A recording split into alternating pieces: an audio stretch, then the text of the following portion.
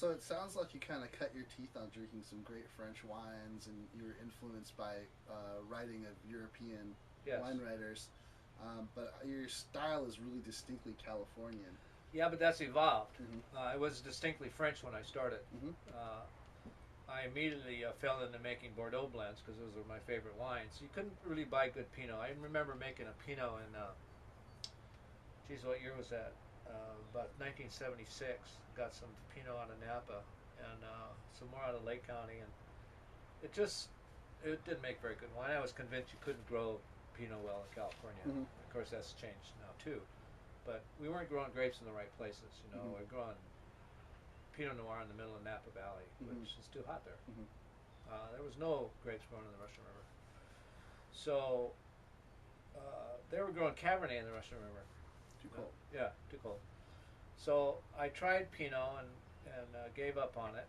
It was funny though because I made this one Pinot. It was about my third vintage. I tried Pinot, and Is this still Rex Cellars? it was still Rex Cellars, yeah. And it was, I almost threw it away. You know? This is not working out. So I put it aside. I made, about 20 cases, I guess, from a barrel. And I was going to throw it away, but I didn't get around to it, so I stored it away. Mm-hmm. And I got back to it about a year later, and it was wonderful. So How's that happen? I wasn't patient enough. But the style has changed. So I started out making French wines, and really specialized in blends. So long before blends were possible or popular, and everybody's doing straight varietals. Mm-hmm.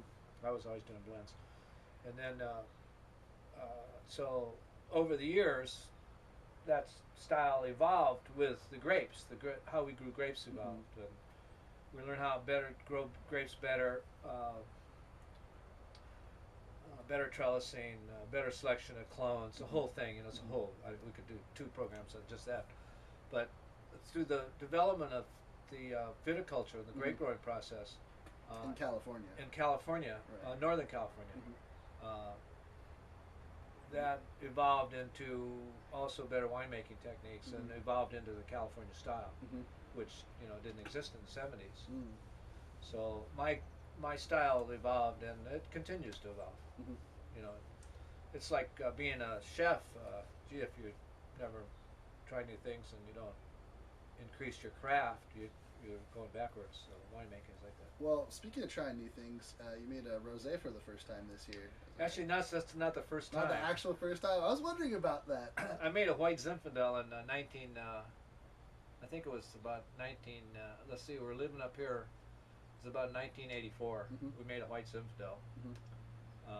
I called it Zinfandel Blush. People loved it, but White Zinfandel got such a trashy name that I quit making it just because of that.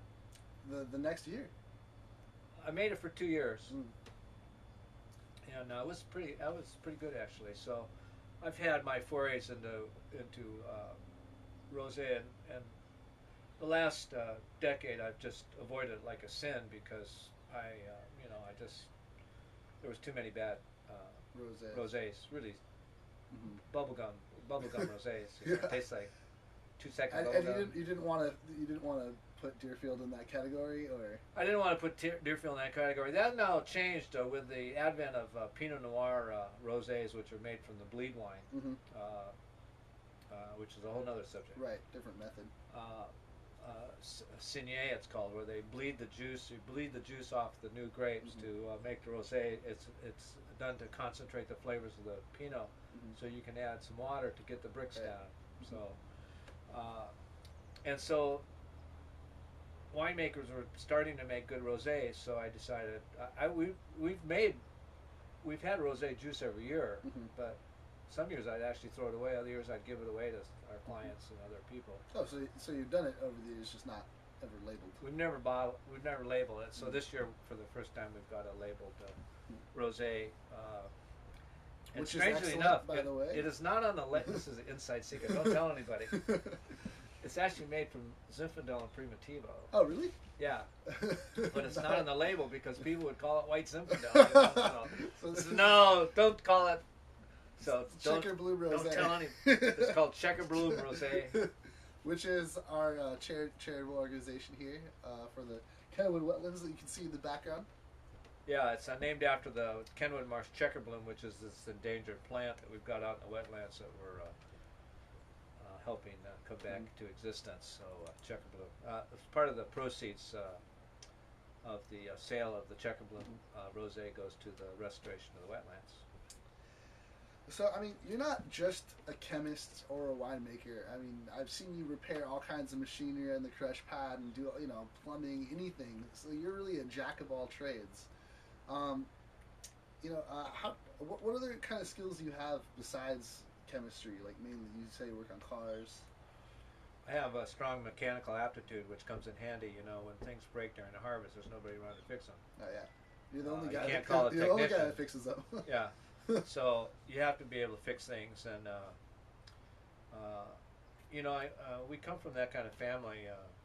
My dad built things and fixed things, and we come from farmers. Farmers, if something broke, you fixed it. You didn't go buy a new one.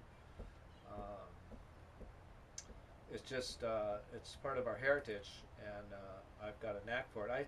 I noticed that you've developed a knack for it because your father never was mechanical. No, he's never really tinkered that much. No. I remember buying him a screwdriver because he didn't have one. But I see that you've become handy with tools, and as evidenced by this job you did on your yeah, I enjoy it. Definitely. Abode here. So yeah. Well, we're running out of time here. I was going to ask before we go, though, do you have any tips for the amateur winemakers at home? Some catastrophic thing that you've avoided over the years? Yeah. I think what most home winemakers miss is the fact that you got to take care of the wine while it's being aged. They get really into the harvest, and they get into the first process of making the wine, and then they kind of forget about it.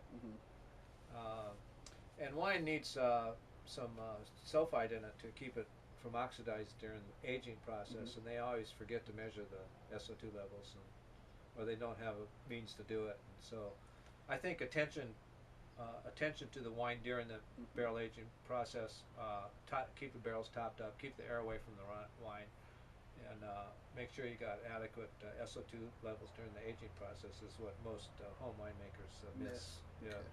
So you hear that? Just because your wine tastes good after a couple weeks doesn't mean it's going to taste good in a couple years if you're not careful about it. Yeah. Well, thanks for coming on, Robert. Yeah, my really pleasure. We'll do it again. Yeah.